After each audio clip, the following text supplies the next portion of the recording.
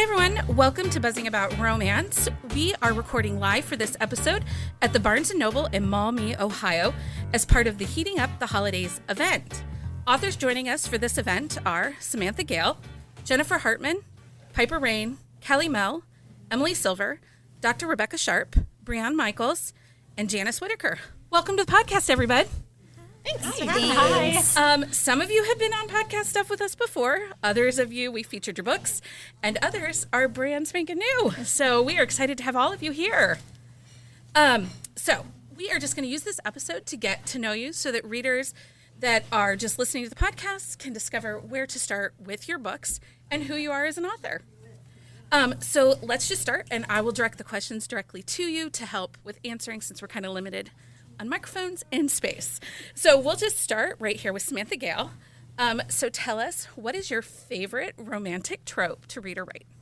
Oh, definitely enemies to lovers. They have to hate each other. That's hands down. They have to hate each other. True enemies to lovers, or can it be rivals and adversaries? I mean, I'll take it in any form, but I want the hate smut that comes with it. So that's fair. That is fair. Rebecca, what about you? I'm gonna have to say the same. Enemies to lovers with maybe a dash of forbidden. Okay, something is that there. everybody? Is everybody enemies to lovers? No, Janice, what is it for you? I love Grumpy Sunshine. Or Reverse Grumpy Sunshine. I love that one. That's fair. That's fair. Yeah. Go ahead. I could say that one of my favorites is Single Dad because I love the relationships between single dads, and especially if they have a daughter. I love that. Yeah. I love a close proximity. As if you listen to the podcast, you know that I am very anti-friends to lovers. It is the hardest trope for me to love. Yeah. So if you as an author can make me love a friends to lovers, then you are like 10 out of 10 awesome. new goal unlocked. Yeah. I am the hardest on friends to lovers. I also have, so do any of you have bookish like icks or things that, bad habits? Because like for me, I do not read epilogues. I know, the gas. Everybody gasps. So here's the deal. As an author, if you cannot sell me on your book and the HEA in the context of the story, then you, in my opinion, didn't do the story justice. If you have to sell me on the HEA in the epilogue, then something was missing in the context of the book. I also do not read blurbs. You sell me on a title. So do you have any terrible things like that you... I wish nobody read blurbs.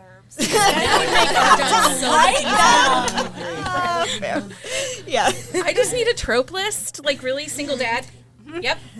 Touch her and die vibes in. But yeah. So literally just list out the tropes on the top before the blurb and we're good. We're good. Instead I of like the it. blurb. You don't even have to. I also Just need to be cross out the standalone. Oh, okay. Although I did read Epic. Did you? I did. I'm a little anxious. I was going to say, are you ready to murder me? Absolutely. Is that the follow-up? I need all the standalone. Okay, so Piper Rain, for those that don't know, are a writing duo. So tell us for both of you, what is your trope to read or write that's your favorite? I'll go first. Brother's best friend. Enemies to lovers are probably my favorite. That's a good one. Yeah, I do agree with you on the friends to lovers. It's a hard one for me to read and actually write sometimes. Yeah. For me, I would say definitely Enemies to Lovers and Grumpy Sunshine would be where I feel most at home, and it just comes easiest to me. Yeah. Okay, so one of the hot topics that's right now in romance is the third act breakup and miscommunication. Mm-hmm. And actually the episode that dropped this coming Sunday is all about miscommunication and how I think we need it. I think we need miscommunication. I also think we need dark moments. And I want third act breakups. We did a whole episode about third act breakups. So what are your thoughts on third act breakups? Does romance need a third act breakup? Emily?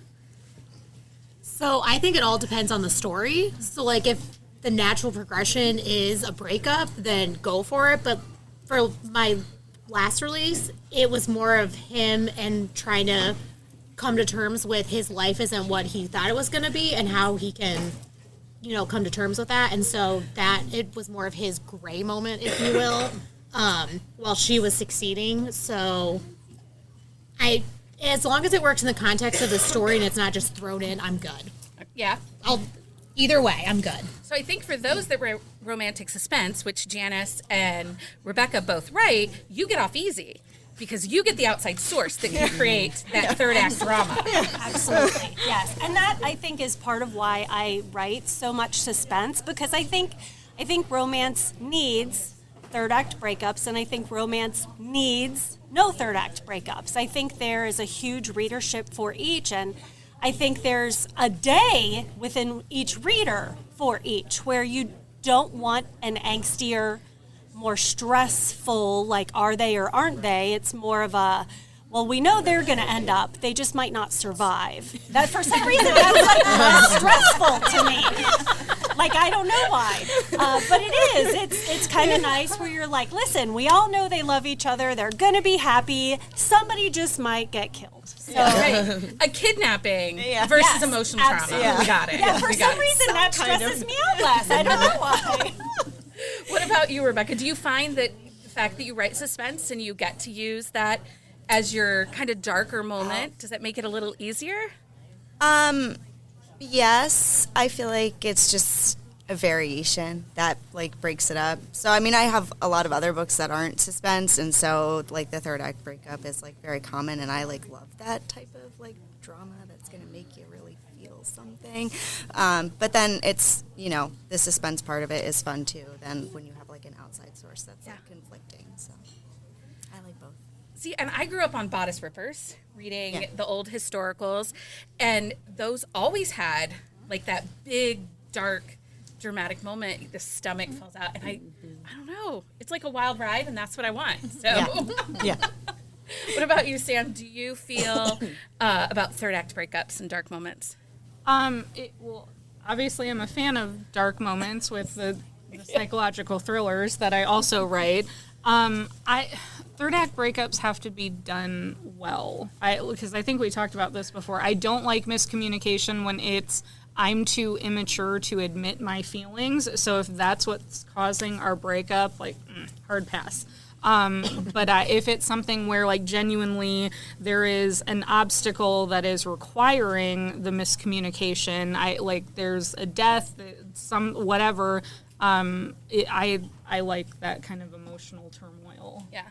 We were recently talking to Zoe York, and she made a statement that in second chance romances, miscommunication gets easier the longer they were apart. So if they're high school people and then coming together again as older adults, you know, late 20s, early 30s, that time has gone, so it's hard to bring up the past. So, and I thought that was an interesting take. But does that make it a challenge to write second chance romances?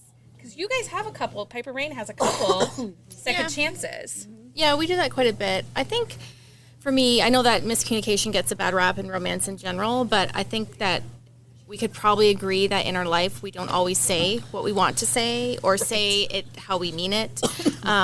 So I think that's pretty true to people in general. But I think for us, miscommunication is easier with a second chance because you already have your guard up with your feelings with this person because they did mean something to you presumably at some point and you loved them, and so it's harder if they've done you wrong. You don't want to fall back into that. So I feel like miscommunication or like not expressing what's really going on is easier in that sense because you have more to lose. You, right? They've already hurt you. Well, you've already been hurt at one point, and so maybe your guard is up a little bit. Yeah. Okay. So if you could move to a city that you write, so a town, place you've created in your books, where would you move? And I know some of you write in real places, but it can be the real place. Would you move? Oh no, I'd move to Lake Starlight. Yeah. It's Same. our like long Alaska series. Yeah. So yeah, it's a fictional town. Lindsay, one of our podcast contributors, and Leah, I'm fairly certain live there. Yes. I'm fairly certain because they talk about it all the time. Emily, where would you go? I'd have to say, London, because I have my Royals set there, and that's one of my favorite places. But I'd also say Dixon because I love the small town and I love the Tetons. Yeah. Janice? I would move to, it's fictional, but it's in Florida on the Gulf Coast, called Sweet Side because I live in Ohio and I hate the winter. Like, What about you, Brianna? I'm gonna not pick a town. I'm just gonna pick a world that I wrote in, and that would be my Hellhounds world because it is set, like in the States. You are definitely, it's urban fantasy, but I don't know, knowing that those characters and those creatures would be around me all the time, I'm down for that. Yeah. Rebecca? I would pick It's a Real Place, sort of fictionalized, but Carmel by the Sea. It's in California, so Yeah. San Francisco. Yeah. What about you, Sam? Which one of your worlds would you move into? Well, definitely not my thriller. That's a no. I mean, as much as I would like to go to Eternitas, which is like the setting for my fantasy, I don't know that I would do well there with like the whole lack of like time and that I don't know that I would be happy. So I mean, I do have my third book that I'm like almost at the tail end of finishing. That is actually based on a real town in Georgia where I used to live, and I loved it there. So I would go back there in a heartbeat. In a heartbeat. Got that. Okay, so as we all are world building, you also are building these relationships between your characters. So for you, what is more impactful? That first kiss, and we all write open door, so that first kiss or that first time? What is the best part for you? Like, is it writing the first kiss or is it getting to that first time? Go ahead, Piper Rain. Well, I hate writing kissing. I would say kissing. Yeah, I'd rather write a full scene than write a kiss. Yeah. I don't know why. I would find it difficult. What about you, Emily? I would definitely say I like writing the first kiss because like you're building to that tension, and I love it when it finally comes to a head. Yeah. Janice? I would say the same because I hate writing sex scenes and I literally complain about it the entire day and send messages to everyone I know about how much I hate doing it. But the build-up, not even the kiss, the build-up, the back and forth and the tension and waiting for it, that's the jam. What about you, Brianna? I like both the kissing and the spicy scenes. I like writing both. You go. But I actually just finished writing a book where the first kiss scene just, it blew me away. So I feel like that, I was like, oh. Okay, so what is that title and when will we see that book? I don't even have a title for it yet. I'm still like, I'm just going to let it marinate. It's all done. I'm just going to let it marinate. But it's going to be a contemporary, like a sex club kind of situation. Ooh, in there. Nice. We're like Yeah, but spice. the first kiss really blew my boots off. What about you, Rebecca? Oh, I think it depends on the story, but I would say most of the time it would be the first kiss. Yeah. What about you, Sam? Yeah, I kind of agree that it depends on the story. But I'm a mood reader, so I also tend, like, when I want something that's really spicy, like, I want that first scene. Whereas if I'm looking for something more emotional, that first kiss can be very powerful. So are you guys instant connection or slow burn fans? So I think for me, I like that instant connection because I want to get into the relationship. I don't want to spend a lot of time waiting for these people to get together. Get the fuck together so we can get things moving. That's where I'm at. So we'll start, Sam. What about you? Instant connection or slow burn? Can I do both? Because I could never choose. When they're written well, like they both have really great qualities and can really move the story along. Yeah. So. I mean, I have thrown a Kindle at a slow burn. I won't tell you whose, but I have thrown a Kindle about a slow burn because we hit like 89% of the book, and I'm like, what are we doing? Anyway, Rebecca, what about for you? I like them both. That's tough. I don't know. I used to read a lot of historical romance, which I feel like is definitely more on the slow slow burn side. But I don't know. I could go either way. Depends on the mood. Yeah. What about you, Oh, Brianna? instant connection. Let's get to it. Let's Yes, go. Yes, Yes. I'm with you. But if it's going to be a slow burn, I still want there to be that instant connection. But now they're just fighting it, and then I'm just like, I think we see that a lot with enemies to lovers too, Yeah. because there's Yeah. that connection, but for whatever's in their way, yeah. they cannot get over that hurdle Oh, to it get was to that. delicious. I love it. Janice, what about you? I like for the hero and the heroine to be, or whoever the love interests are, to be together as quick as possible interacting. They don't have to be together, but I want their meet cute to be like, chapter 1 is ideal, but chapter 2 is like stretching it for me. I don't care what they're doing before. I don't care. I just want to see what they're doing together. And then after that, I want the intimacy to build. It can build slow, but like 85%. Like I need some heavy petting or something way Right? before that. Something. Yeah. What about you, Emily?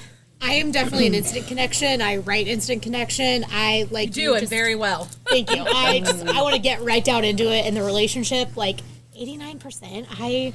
Yeah. That's way too slow for me. When you were saying slow burn, I was like, okay, so 50%, Yeah, right? yeah, Like, that's what I was thinking. Right. No. To me, so I would say then I definitely prefer instant connection. I think it's hard. It's, you know, and I know that for all of you authors, like, it's the story dictates how things move. And sometimes, like with Sam, when you're writing, or the urban fantasies over on the fantasy side, you guys are world building. So that takes time and space. But seriously, if you love me, you will get things together quick. Let's go. Brianna said, I grabbed a book of hers and she's like, okay, it's like chapter 1. The first sentence. Literally. They're like doing things, and I'm like, in. Tell me less. Tell me less.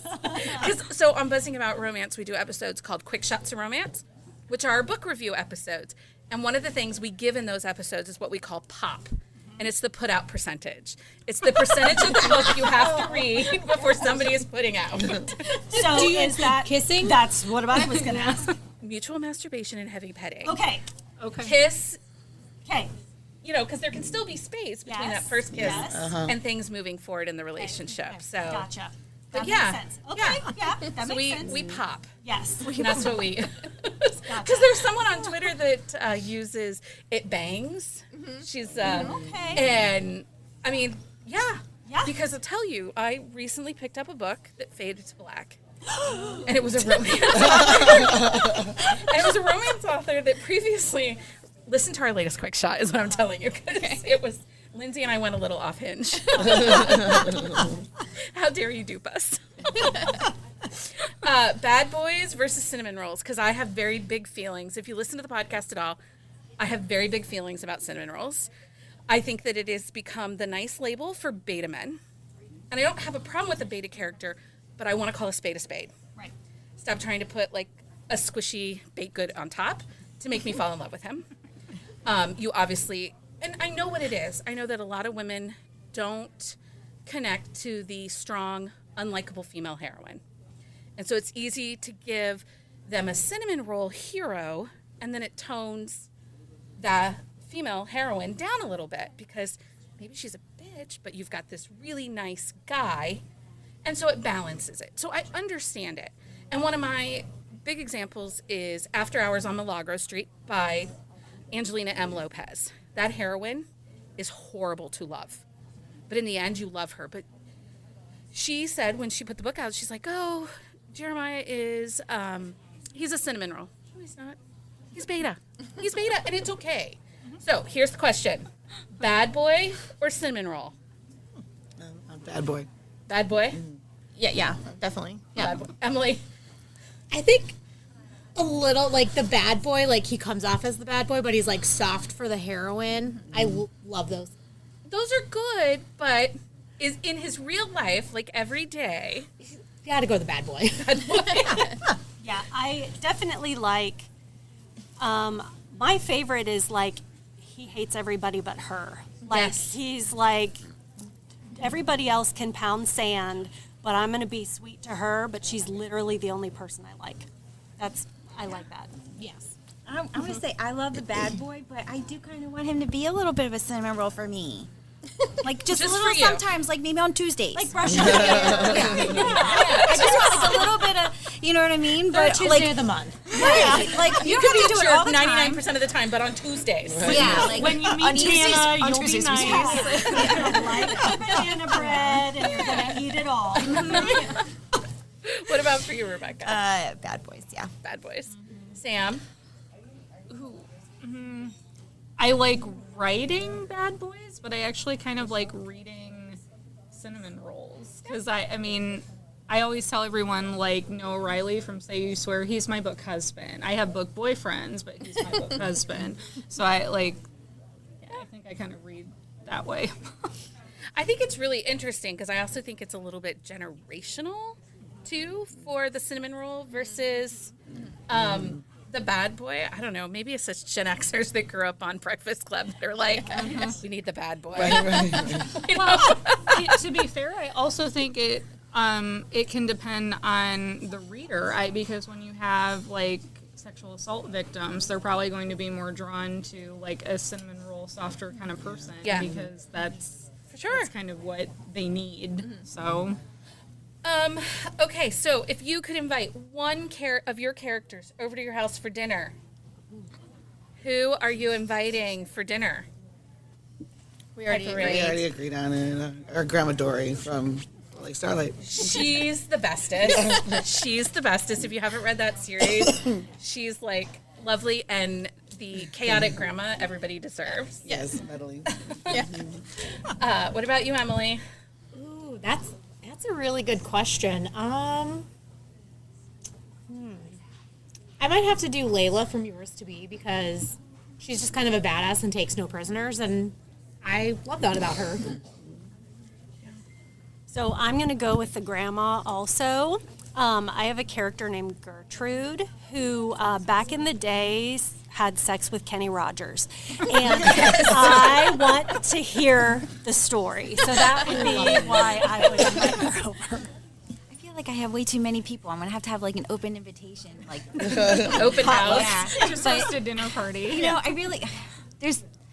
I actually think I'm gonna fall back on the very first character that ever came into my head, whose name was Adam. I have questions. Like I still want to like, why did he choose me? Like I have Why me? questions. Why me? Yeah.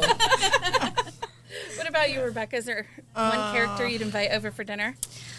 I'd probably pick Ranger. And what title is he from? He's from the book Ranger. Yeah. He was sort of inspired by Spencer Reed, mostly inspired by Spencer Reed from Criminal Minds, because that poor man Right. deserves so much. I mean, So I think everybody who watched that show is secretly in love with yeah, him. yeah. So for sure, it'd be great What about to you, have him Sam? over. So Probably not a serial killer. That was my old job. Most of my characters in Epic are actually based on real people. A lot of them are family members, so I actually kind of feel like I do have my characters there eating dinner with me all the time, and they just don't go away. So funny. Well, yeah, because we talked about that in our Instagram live that we did. That the Chip character in Epic Yeah, is that's based on my son who's back there somewhere, and then Barrett, who is kind of like the Gaston equivalent, is kind of loosely based on my brother, and my brother named him for me because I couldn't decide on a character name. So yeah, they're always there. that's so fun. So is it hard to name your characters? Yes. Is that the worst Yeah. part of writing? Well, Yes. yeah. We're so many books in Yeah. now that we're like, have we used that? We'll Yeah, be like, yeah, no. yeah. And then our assistant will read it. She's like, oh, yeah, you know that? Is that the same person that was in this book? We're like, Yeah. nope, just the same name. We'll change it. That's where like a reader's the worst. Yeah. So do you Sometimes guys have to keep a release list it. of names of everybody? No. I do. Yeah. I do because my editors in my very first book, they're like, you have 3 characters' names starting with an A and 2 with a B, and it's getting very confusing, so change them up. I was like, okay, so I literally have lists of names I've used and names I want to use. Okay. Janice? I should have a list. I do not, which is how I have ended up with Tate number 1 and Tate number 2. And I'm pretty sure there's more, but I try to name people after real people I know as often as possible, so that way I remember it, number one, and so I'm less likely to reuse the same name again. Yeah. What about for you? I really need to start keeping track, but I don't. And sometimes I'll get halfway through the book before I even know my characters' names. I just leave space holders. Like, you'll come to me eventually. Like, we'll get there. We'll figure it out. Yeah. The worst is when you name a character and then you're writing it and you're like, this name does not work for them, and now you're like, Yeah. what do I name them? Yep. Dude name in all caps is a great place. Dude name. No space. What about you, Rebecca? I also do not have a list, but definitely should. Just so you know, you're making my editor brain itchy. I'm sitting here Definitely. going, friends, let's talk. Samantha, what about for you? I actually have this really weird obsession with name meaning. So if you look up pretty much any character in my books, there is some sort of significance to the meaning of their name. So it's not hard for me in that I normally start by looking in name dictionaries to decide on a name, and that's how I pick them. Okay. Okay, so we are going to get to the end of this here. And one of the things I want to do is, because I want whoever's listening to this to be able to quickly find you guys. So in our On the Shelf show notes, we will link all your socials and where all the places to find you. But what I would like you to do is either share with us what is your current release or what is your next release that's coming out, and where they can find you. Like, are you a Wide author or are you a Kindle Unlimited author? So, Piper Rain? Okay, we just released Claws in Effect, which is our second Christmas book. You can find it wide. We're available on all retailers. Plus, you can always go to our website, piperrain.com, and see all the goodies. Okay. Emily, what's next for you? So I just had Yours to Forget come out last month, so that's in KU, and you can find it there. Okay. Janice, and whatever, make sure you specify which Right? name. Yes, because I have issues. Yes. So my next release is Janice Whittaker, a Janice Whittaker book, and it's Cowboy of Convenience, which is a relationship of convenience. It comes out December 1st, and all my books are in KU. Okay. Oh, well, I'm a fly by the seat of her pants kind of lady, so I have no clue when my next one's coming out. But What's I do current? have 3 of them coming out that will be like in the beginning of 2024, and they're all in the Next Level series, so, or spin-offs, because enough people were like, please write more, so I'm like, okay. But my latest release is the Storm of Stars duet, which is a Why Choose Dark Fantasy. Okay. And available wide or Kindle Unlimited? Kindle Unlimited. Okay. So my next release is coming at the end of this month. It is the first standalone in a series. It's called The Vendetta, and it is an ex-military MC romantic suspense. Okay. Available in KU. Okay. Sam. So Epic, my Beauty and the Beast retelling just came out, 2 weeks ago now? And that is in KU, and please read it. Please read it. I want to say thank you to the Barnes & Noble here in Maumee for hosting us. I appreciate this opportunity so much. This is so cool. And thank you to all of you authors for, one, doing these signings, because this is such an awesome event that really helps the romance community. But also, thanks for sitting down with me and always being supportive of the podcast. Thank you. Thanks for having us. Thanks, everybody.